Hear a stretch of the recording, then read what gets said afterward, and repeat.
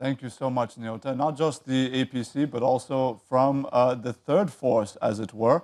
Welcome back to Abuja. I have with me two gentlemen, Mr. Ni Akinsiju, who is the chairman of the Buhari Media Organization and a member of the Governing All Progressives Congress, and Mr. Yunusa Tanko, who is the presidential candidate of the National Conscience Party, NCP. You're very welcome to the program, gentlemen. A pleasure. Thank you very much. Good morning, Nigerians.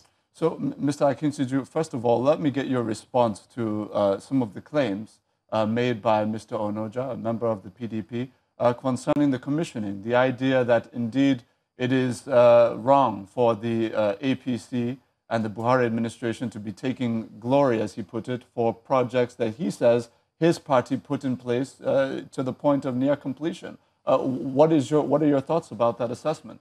Well, near completion will talk to timelines. And timelines also talks to when the project is expected to be delivered. An iconoclastic model of projects contracted out, paid for fully by the Nigerian government in the past is the National Library. The National Library was contracted out at the rate of 8.59 billion naira in 2006 and fully mobilized. Nothing was done.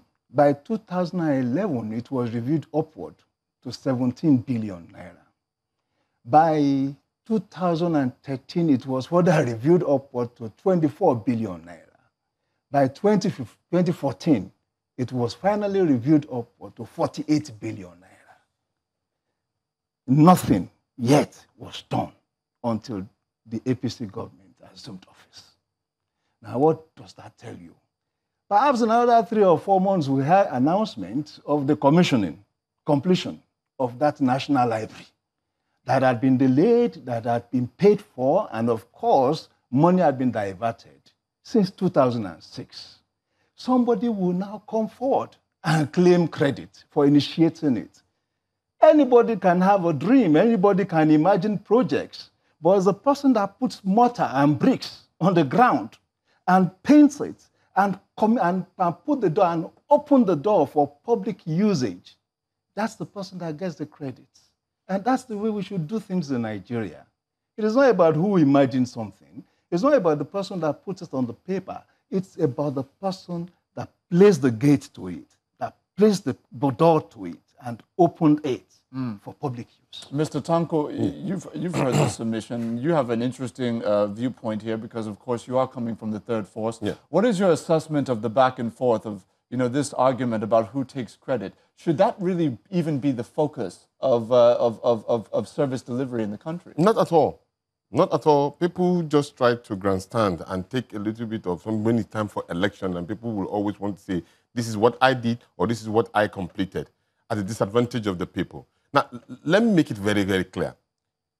Right from the beginning, if there is no uninitiated project, there will not be completion. I don't know whether you understand. There must be an initiation of a program before somebody else completes it. But the problem is now, I hear this bogus figure being accorded to certain people who have already started initiating the program and money has been given and all. Up till now, who is the culprit? Who was given the money to? You can identify these people and put them to book. And I believe this particular government was making a very cogent point as regards to issue of anti-corruption. And once you can identify these figures that my fellow colleague has just mentioned, what stopped the government from arresting those who are already involved in it? But all we hear is that probably media prosecution and saying that X amount of money has been given. Please bring them to book so that we can put pay to it.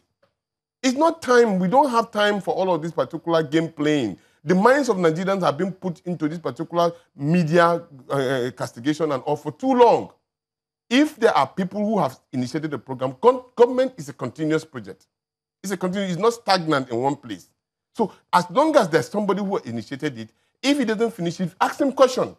Bring him to book. The laws are there. We don't need to waste time. Nigerians are hungry.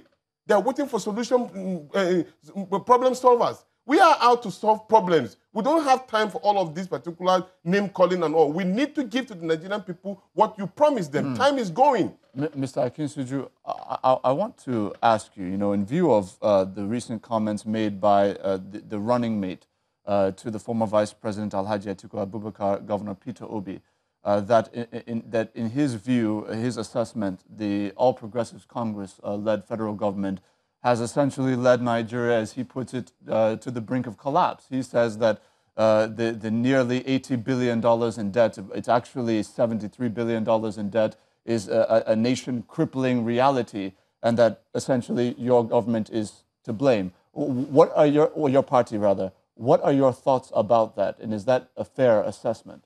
Definitely not. And of course, for every PDP player at whatever level, there's this capacity to masquerade. Not only to masquerade, to also make attempt at shrouding the past, which is very unfortunate. Our past, our immediate past, is constitutive of the PDP.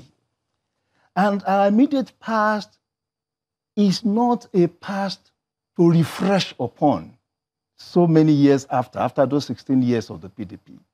If Governor Peter Obi, now VP candidate of the PDP, talks of that 80 billion naira, can we also remind the governor and the VP candidate of the legacy debt standing at